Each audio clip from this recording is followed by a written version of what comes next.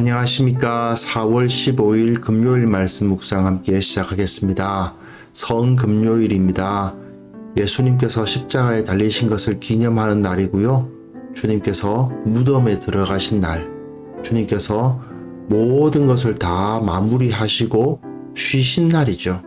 우리가 그 날을 바라보면서 주님을 느끼고 주님을 체험하고 그리고 주님과 함께 동행할 수 있는 그런 하루가 되시기를 기도합니다. 오늘 본문은 시편 137편입니다. 날마다 솟는 샘물이 이 고난주간과 맞춰서 본문을 가고 있지는 않지만 오늘 본문은 어떻게 보면 조금 예수님의 그 슬픔, 십자가에 달리셨을 때의 그 고난, 그것과 좀 연관이 되지 않을까 그런 생각이 들기는 합니다. 하지만 저는 아무래도 본문 자체의 메시지에 집중하는 것이 더 좋을 것 같아서요. 고난주간과 연결시켜서 묵상하기보다는 이 본문 자체가 무엇을 말하는지에 대해서 최대한 집중해서 말씀드리려고 합니다. 그런 말씀을 한번 보겠습니다. 우리가 바벨론의 여러 강변 거기에 앉아서 시온을 기억하며 울었도다. 그 중에 버드나 후에 우리가 우리의 수금을 걸었나니 이는 우리를 사로잡은 자가 거기서 우리에게 노래를 청하며 우리를 황폐하게 한 자가 기쁨을 청하고 자기들을 위하여 시온의 노래 중 하나를 노래하라 함이로다. 우리가 이방 땅에서 어찌 여호와의 노래를 부를까? 예루살렘아, 내가 너를 잊을진대 내 오른손이 그의 재주를 잊을지로다. 내가 예루살렘을 기억하지 아니하거나 내가 가장 즐거워하는 것보다 더 즐거워하지 아니할진대 내 혀가 내 입천장에 붙을지로다. 여호와여, 예루살렘이 멸망하던 날을 기억하시고 에돔 자손을 치소서.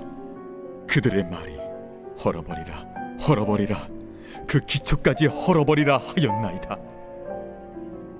멸망할 딸 바벨론아, 내가 우리에게 행한 대로 내게 갚는 자가 복이 있으리로다. 내 어린 것들을 바위에 메어 치는 자는 복이 있으리로다. 네, 시편 137편은 마지막 절 9절이 굉장히 잔인한 표현을 쓰고 있다 보니까 논란이 좀 많은 시편입니다. 아무래도 바벨론 포로기를 지내면서 그 서름을 당하고 한이 서린 그런 유다 백성들의 그 원한을 노래하는 시편이다 보니까 좀 그런 면이 있죠. 그리고 아마도 이 노래는 포로기 이후에도 과거 바벨론의 포로 시기를 기억하자라는 의미에서 많이 불려졌던 것 같습니다. 그래서 유대인 공동체들 사이에서는 상당히 많이 불렸던 노래가 아닌가 생각이 드는데요. 사실은 시편 150편 가운데서요, 굉장히 탁월한 문학성을 지니고 있는 시들 중 하나입니다. 23편 같은 건 굉장히 유명하죠. 근데 시편들, 나머지 시편들 이렇게 보면 뭐 119편처럼 너무나도 잘 짜여진 정형성이라든지 이런 걸 가지고 그 아름다움을 뽐내고 있는 노래들도 있습니다만은 조금 내용이 진부해요, 사실은요. 시편의 특성이 그 내용 자체가, 그 표현 자체가 상당히 좀 진부하다라는 느낌을 받게 하는 것이 많습니다. 왜 그러냐 하면 시편이 그 자체로는 대중성을 가지고 있는 노래거든요. 대중성을 가지고 있다. 이스라엘 백성들이, 유대인들이 함께 부르는 노래란 말이죠. 우리나라 대중가요들 보세요. 그 내용 자체가 조금 진부하잖아요, 사실은요. 특별하게 아주 선명한 문학성 같은 걸 나타내면 오히려 인기가 떨어집니다. 사람들은 조금은 익숙한 표현들을 더 좋아하고 편하게 생각하는 경우가 많기 때문이죠. 그에 비해서 137편은 굉장히 탁월한 문학성을 가지고 있습니다. 이 137편 가운데 나타나는 유대인들의 서러움, 한, 그 아픔, 이런 것을 한번 느껴볼 수 있었으면 좋겠다는 생각이 듭니다. 1절부터 4절까지 내용 보시면요. 바벨론의 여러 강변 거기에 앉아서 시온을 기억하며 울었다라고 노래하고 있어요. 바벨론의 강변에 앉았습니다. 바벨론은 티그리스 유프라테스 강이 만나는 그 지역에 있으니까 바벨론 하면 강이 많으니까 그런가 보다 그렇게 해석할 수도 있습니다. 하지만 바벨론이라고 해서 다 강만 있는 건 아닐 거 아니에요. 그런데 왜 유대인들이 그 강변에 앉았을까 생각해보면 아마도 그 사람들이 예배하기 위해서 거기에 모였을 것이다 라고 보는 것이 가장 좋습니다. 왜냐하면 유대인들의 예식이나 의식을 보면 정결리에서 이 물을 많이 사용합니다. 그래서 물을 비교적 쉽게 얻을 수 있는 곳에서 예배를 드리는 것이 편한 거죠. 사도행전 보면요. 바울이 빌립보에 들어갔는데 빌립보라는 그 도시 자체에 유대인들이 회당이 없었던 것을 보게 됩니다. 그러니까 유대인인 바울이 예배를 할 곳이 없는 거예요. 안식이 되어서 예배를 해야 되는데 유대인 공동체가 없으니 어떻게 할 수가 없어서 실라라든지 디모데라든지 이렇게 같이 했던 팀원들과 함께 따로 기도할 장소를 찾죠. 그래서 어디로 갑니까? 문 밖 강가에 나가잖아요. 역시 바울도 물이 있는 곳이 필요했던 거예요. 그래서 물이 있어야 거기서 나름대로 자기네들끼리 소수의 사람들이라도 우리끼리라도 예배를 드리자 이러려니까 물이 필요했다 하는 것을 생각할 수 있죠. 사실 이 사람들은 성전에서 그 거대한 바다라고 불렸죠. 거대한 물탱크인데 거기에 물을 가득 담아놓고 거기에 있는 물을 사용하면서 하나님을 예배했던 사람들인데 이제는 그 성전은 파괴되고 여기에 끌려와서 물 있는 곳 없나 찾아서 자기네들끼리 그야말로 초라한 너무나도 작은 그러한 예배를 드리게 됐다는 것을 느끼게 합니다. 그 중의 버드나무에 우리가 우리의 수금을 걸었다 되어 있는데요. 이게 무슨 소린가? 수금을 걸었다라는 것이 무슨 뜻인가? 좀 오해가 있으신 것 같은데 이 걸었다라는 말은요. 히브리어 탈라 동사입니다. 이 동사는 사람을 처형해 가지고 나무에 달 때 쓰는 동사들이에요. 그러니까 창세기에서 요셉이 술 맡은 관원장과 떡 맡은 관원장 그 꿈을 듣고 풀이해 주는데 그 떡 맡은 관원장이 당신 죽어서 목이 달릴 것이다. 그때 달린다 할 때 탈라 동사가 쓰여요. 그리고 신명기에도 보면 사람을 죽여서 나무에 달거든 뭐 이런 표현이 있잖아요. 거기서도 역시 이 탈라 동사가 쓰이고 있고 에스더서 보면은 거기는 사람 다는 이야기가 많이 나옵니다. 그런데 그때마다 다 이 탈라 동사가 사용되고 있습니다. 그러니까 우리의 수금을 처형했다는 거예요. 우리가 하나님의 노래를 부르기 위해서 악기를 가지고 노래를 부르는데 이 수금을 죽여버렸다. 마치 사람을 죽여서 그 나무에 거는 것처럼 그 수금을 죽여버렸다는 뜻입니다. 왜 그렇습니까? 우리를 사로잡은 자가 바벨론 사람들이 야 너희들 한번 노래 한번 불러봐. 너희들은 어떤 노래 불러? 이러면서 우리에게 노래를 청하며 우리를 황폐하게 한 자가 기쁨을 청하고 노래 부르라고 할 때 어떤 상황에서 부르라고 하겠어요? 예배하는 경건한 상황에서 부르라고 하는 게 아니겠죠. 자기네들끼리 부어라 마셔라 하면서 유대인들 너네들 노래 한번 불러봐 이러면서 데려와가지고는 그렇게 모욕을 하고 그러지 않았겠습니까?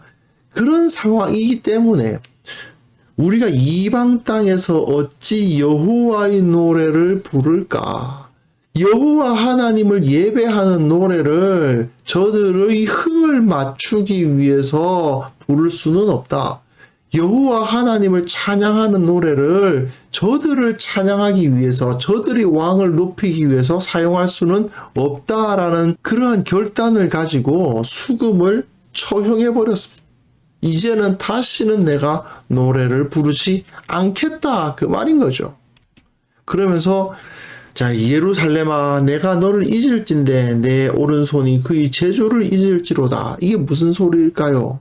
내 마음속에 그 예루살렘 성전과 거기서 드렸던 그 예배를 그 제사를 잊어버리면 하나님의 그 영광을 잊어버리면 내 오른손이 그의 재주, 내 오른손이 뭐 했겠어요? 수금을 연주했겠죠.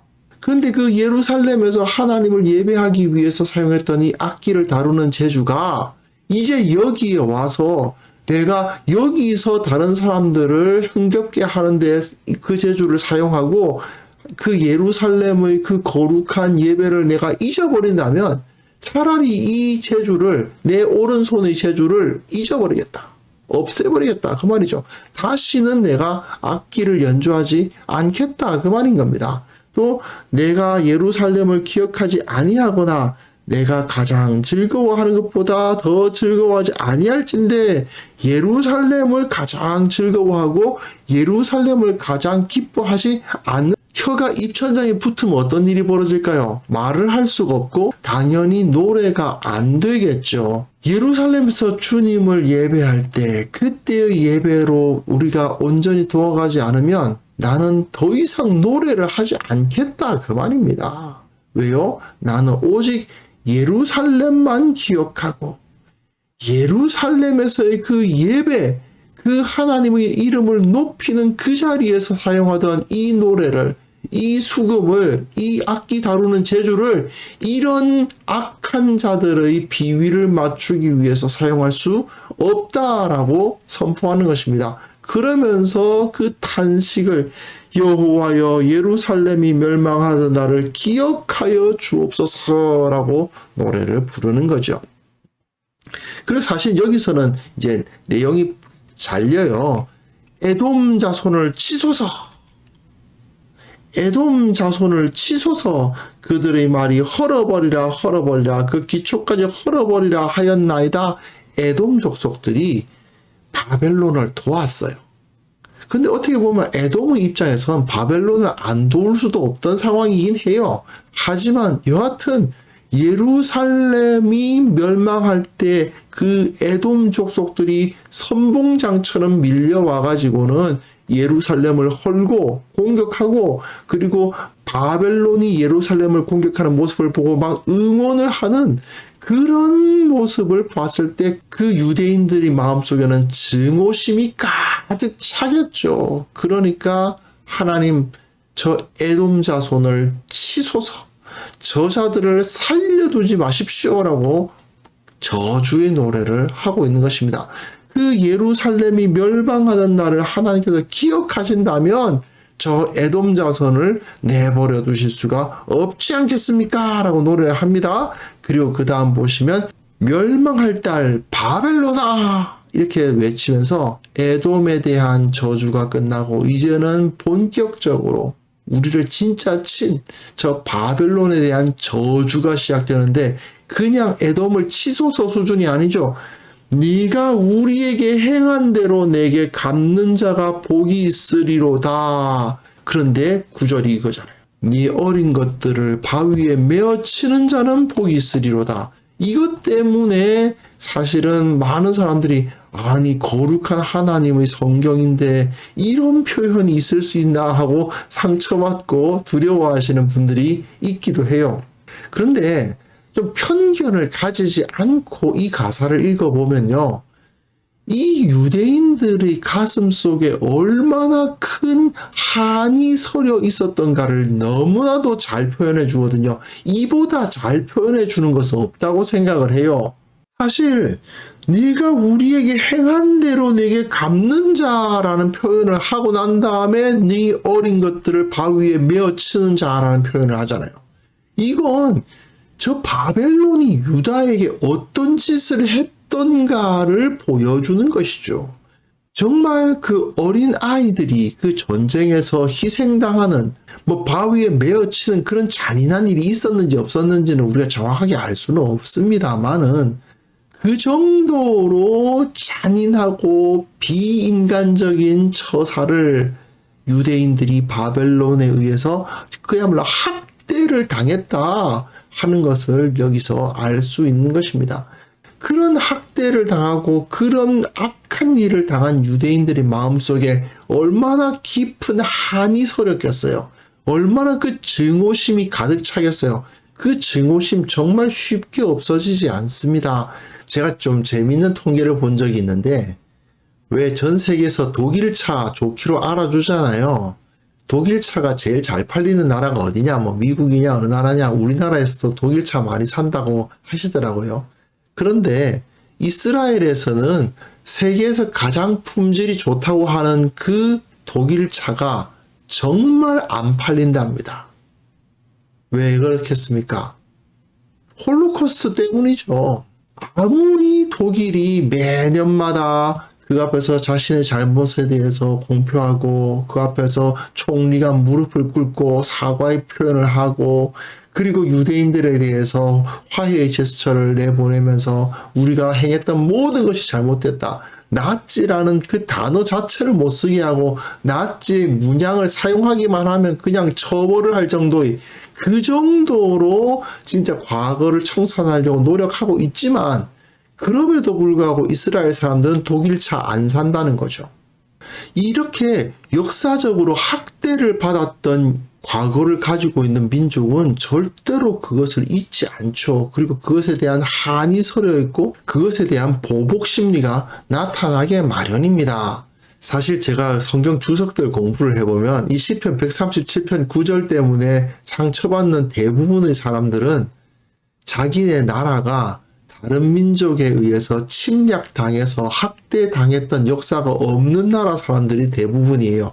미국 분들, 영국 분들, 이런 분들 자기네들이 침략을 하기만 해봤지 침략 당해본 적이 없다 보니까 이 침략 당한 사람들이 이런 표현을 가지고 노래를 한다는 것에 대해서 굉장히 이상하게 느끼고 굉장히 두려움을 느끼고 어떻게 이것을 하나님의 말씀이라고 받아들여야 될지 모르겠다 이런 반응을 보여요.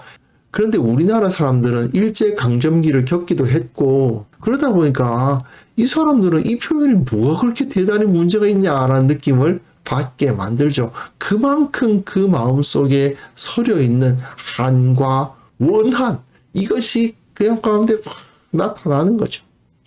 이후 바벨론 포로기가 끝나고 귀환해가지고 성전을 재건한 후에도 유대인들은 계속 이 노래를 불렀을 것입니다. 과거의 아픔을 잊어서는 안 된다. 그 한과 서름과 분노 이걸 잊어서는 안 된다. 우리는 하나님 나라의 백성이다.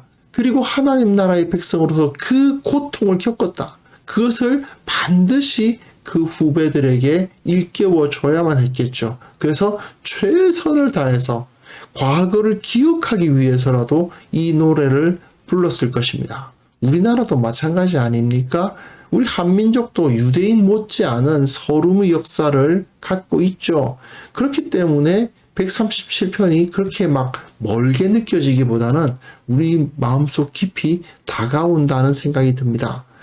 우리도 하나님의 은혜가 아니었다면 정말 이 땅이, 이 한반도가 절망의 땅이었지 않았겠습니까? 그런데 하나님께서 은혜를 베풀어 주셔서 복음을 이곳에 넣어 주셨고 그 복음을 우리가 알게 하셨고 이 땅을 하나님의 나라로 만들어 보겠다는 그 꿈을 우리가 꾸게 해 주셨죠. 그렇기 때문에 결국 이 땅이 그래도 세계에서 인정받을 수 있는 나라, 그래도 좀 잘 산다고 인정받는 나라, 그렇게 될 수 있지 않았을까 그런 생각을 하게 됩니다. 우리는 그렇기 때문에 이 노래를 묵상하면서요, 우리가 하나님의 은혜를 붙잡고 하나님의 은혜를 절대로 잊어서는 안 된다.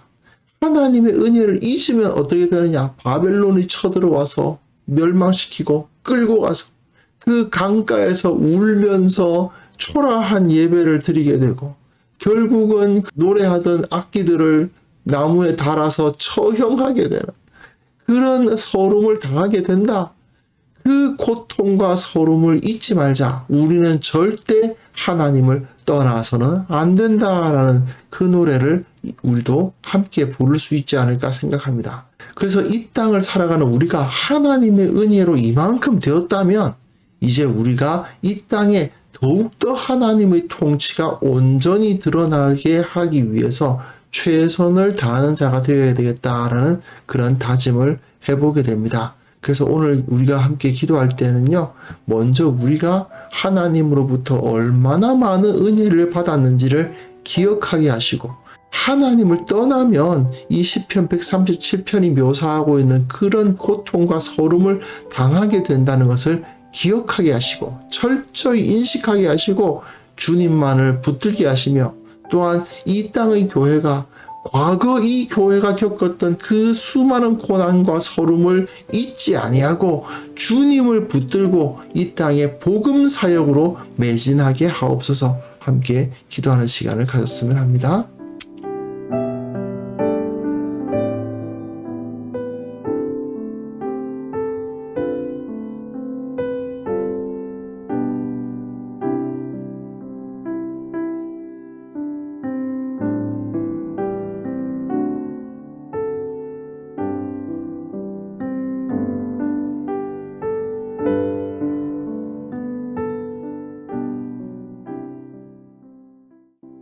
거룩하신 하나님 아버지, 우리에게 은혜를 주시고 구원하시고 주님을 알게 하시고 주님께서 나의 모든 것을 채우신다는 사실을 확신하게 하심을 감사드립니다.